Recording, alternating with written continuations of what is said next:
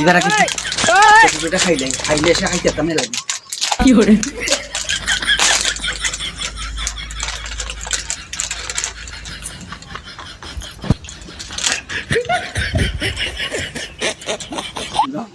আর খাইলাইনি আইসে শকুনের মতন গ্যারান হয়ে বুঝলাম না হে যে কেমনে খবর ভাই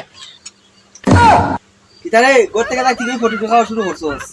আহারে তোরা আমি কত এখন ভাবতাম আর তুই বলে আমারে ফোর পাবোস। তোর তো আমি কলজার বন্ধু ভাবতাম, কলজার আদা খান, তুই আমার জানের জান, আর তুই আমারে লুকাইয়া ফটো খাওয়া শুরু করছস। হায় রে বন্ধু রে, মানুষ চিনলাম না। ওইসে অত কথা কম লাগতো না, কেলে গেছিস কথা খ। যেই দেখছস একটা ফটো লইছি গেরান হুঙ্গাইয়া উন্দুরের মতন আইসস। বন্ধুরে তুই আজকে একটা ফটো লাগে তুই আমারে অপমান করতেছস। ছোটবেলার বন্ধুরে ভুলিয়া গেছস, ল্যাংটা কালের বন্ধুরে। আহ থাক, অত ইমোশনাল হওয়া লাগতো না। কেলে আইসস ক তাড়াতাড়ি, আমার আবার সময় নাই। আসলাম তোর সাথে দুইটা সুখ দুঃখের কথা বলি, তুই একটা ফটো লাগি আমার সাথে সব উল্টাইয়া কথা বল। সুখ দুঃখের আলাপ? তোর আবার কে সুখ দুঃখের আলাপ রে? বোঝা যায় তোর আর আমার নতুন দেখা হয়েছে। আচ্ছা নে কিতাব হইবে ক।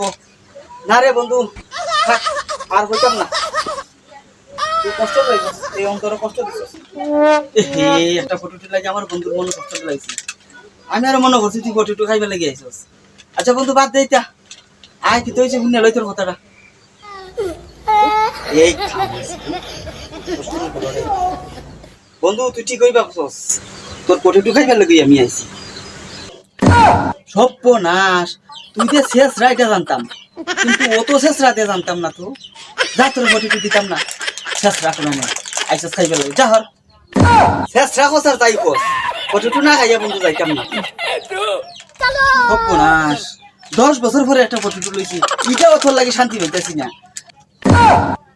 10 বছর পরে আমি যে তোর 17 বছর আগে খাবাইছিলাম একটা ফটো, এটা কি তুই ভুলিয়া গেছিস গিয়া? তুই ওখানে আমার না দিয়ে খাইলি, তুই বড় হারামি রে।